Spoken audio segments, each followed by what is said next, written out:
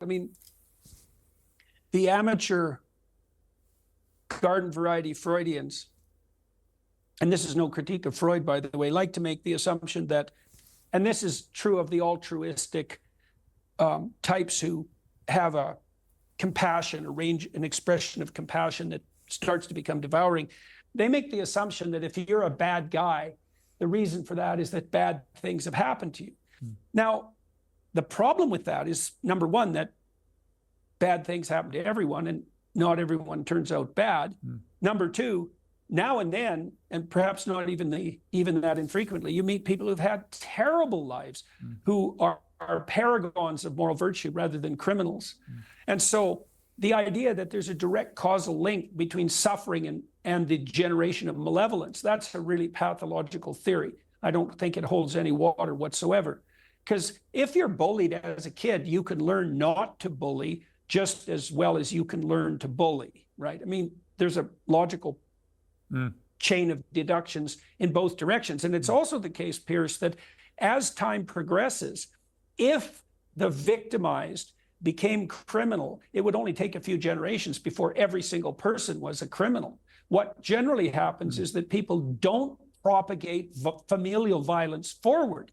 Now, this is also often masked because if you look, for example, if you look at the group of people who beat their children, many of them were beaten as children, okay? So then you'd think, well, that proves the causal link. But if you reverse that and you look at all the people who were beaten as children, only a small proportion of them grow up to beat their own children.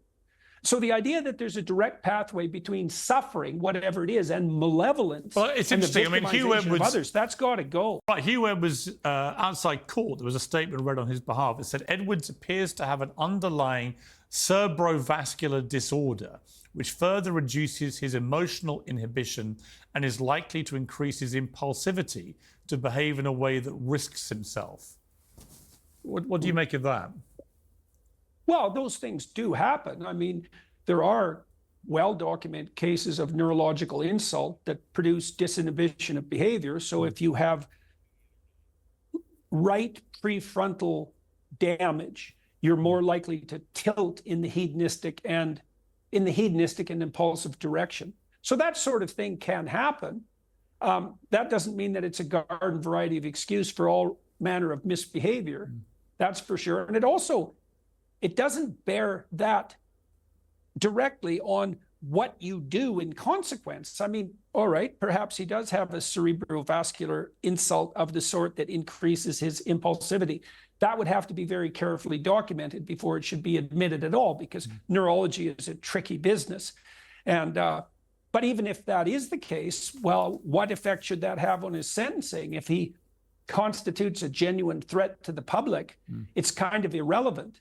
Now, you know, I don't mean that that implies that mitigating conditions shouldn't be taken into account, because they should be. But if he's pathologically incapable of regulating his more transgressive sexual impulses, for example, well, that can't be, there's no way that can be allowed to make itself manifest socially merely because he's the unfortunate, what would you say, recipient of a neurological insult. Right. And so let me just, and I'd also say it's a bit convenient. Yeah. You know, it's a bit convenient. So I would look at that with a tremendous amount of skepticism.